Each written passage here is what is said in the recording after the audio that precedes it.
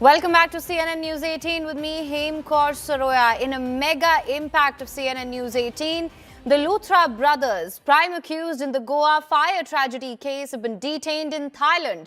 CNN News 18 has also accessed these pictures of the Luthra brothers in custody of the Thai police. There you can see them handcuffed and with their passports. The Luthras were detained early this morning and the Indian teams are already in Thailand to begin the deportation process. The Luthra brothers were reportedly living outside the main city and were held after raids were conducted. This comes after the Goa police clarified yesterday that Luthras booked flight tickets to Thailand at around 1:17 a.m. on December 7th. That's an hour or so after the fire broke out at their establishment Birch by Romeo Lane, while firemen were still rescuing those who were trapped inside. They were battling the blazes while these two brothers were booking their flight to Thailand. Meanwhile, a Delhi court has granted a 36-hour transit remand of co-owner Ajay Gupta to Goa police, and the case will be heard in Rohini court today.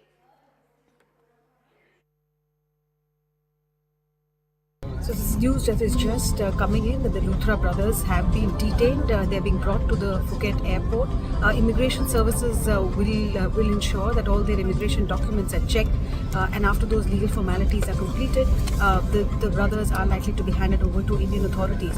What we are told is that on the outskirts of Phuket, they were in a resort from where Thai authorities first identified them, and then the process of detention was carried out.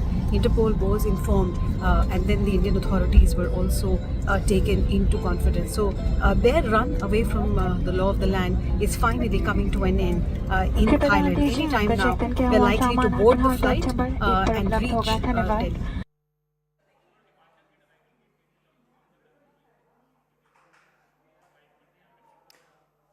All right, so these are the two Luthra brothers who were held in Thailand. These are the Thai authorities. We have Yesha Kotak live with us and also Simran Babbar joining me live on the broadcast right now.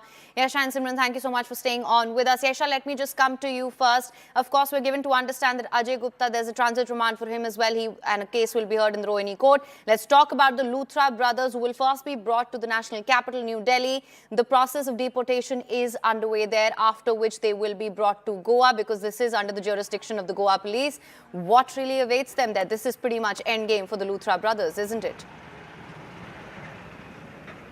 Absolutely. In fact, the fact that they've finally been nabbed by the immigration authorities at Thailand, they will now be handed over to the Indian authorities who are already at Phuket airport waiting for them. Now, as far as the process is concerned, considering the passports has been taken by the Thai authorities, they will be handed over to the Indian authorities who will get them to India. What we also hear from our sources is that in India, it first be taken to Delhi, from where a transit remand would be sought and they'll be brought to Goa. So we expect them to be in Goa by tomorrow. Meanwhile, of course, the government authorities as well as the police here at Goa, would be holding a meeting to ensure that they discuss the further plan of action. Now at Goa, first there will be a medical that will be conducted for them, following which they will also be produced before the court. The police here will try and seek maximum custody of theirs on the grounds that they tried to flee the country when there were 25 people who lost their life. With the fact that within an hour of the time when within the incident taking place at Birch, if they tried to escape, cops will also try and understand if there were any more people involved along with them who helped them manage escape. Yes. Absolutely, Yesha. That is another big question on everyone's minds right now. Also, Simran, let me come to you on that. Of course, the day that Indigo was facing massive cancellations and flight disruptions, these two brothers managed to get on a flight at 5:30 a.m. hours after that incident at their establishment in Goa and then flee to Thailand. They hatched this entire plan pretty much in about 50 minutes or so. 1:17 is where they booked their flights to Thailand. So there are questions whether or not they were colluding with other people. They had tip-offs. They had some help from the inside. Now, Simran, what can you tell us?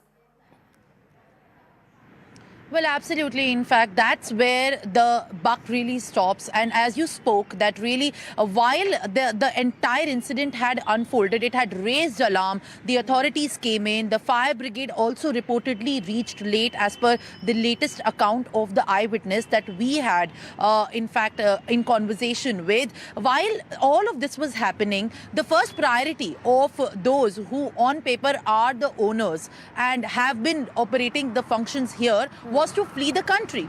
And even in doing so, all of these functions and planning all of that exit route, they managed to get on a flight when it was the worst time for across the people in the country who have been losing businesses, losing opportunities, and facing the brunt of the aviation crisis. But at the very same time, now coming out and through the legal procedures, the councils, they are being, in fact, informed that, they went to Phuket like it was just another work thing. And going to Phuket at that point of time, when a lookout circular is going to be issued against you, when the Interpol has come in, and at the same time you have violated the immigration laws, you have violated the local authorities, and you have been placed under, in fact, charges of severe culpable homicide and also other charges of being in that position that had created the death trap for killing 25 people at your property. What about those innocent lives that have been present there?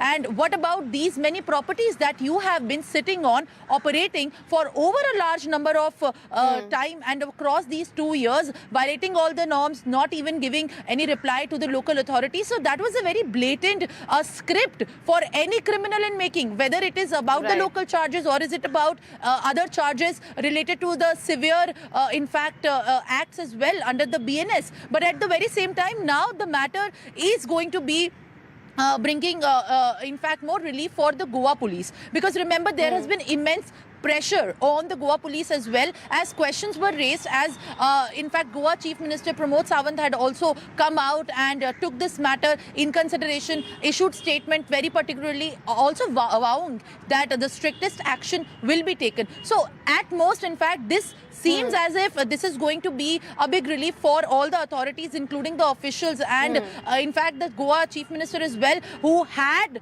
in fact issued a statement that the first priority is to get them, because they have been operating all of these functions. They were running a business that was very illegal, unauthorized, and was on a salt plane. So this is where the contention also lies. So these are also the question, not just the criminals, but also those officials which inside the system have been helping them. So actually where exactly the help was coming from is going to be a route. Another side, there is also going to be a questioning that will lead all of these answers also into the fray as to who has been behind them, helping them hand in hand to manage these operations while they were present in the national capital as well. And they have been operating all of these properties also across the national capital. So big questions definitely are there on the dais, but what really remains unanswered is actually how we see the entire series unfolding in the court as well, as today we speak of the hearing that will take place as well. Absolutely, Simran. Of course, now the two Luthra brothers were thinking on their feet. They were just not fast enough. The authorities have caught up. The Luthra brothers have been detained in Thailand.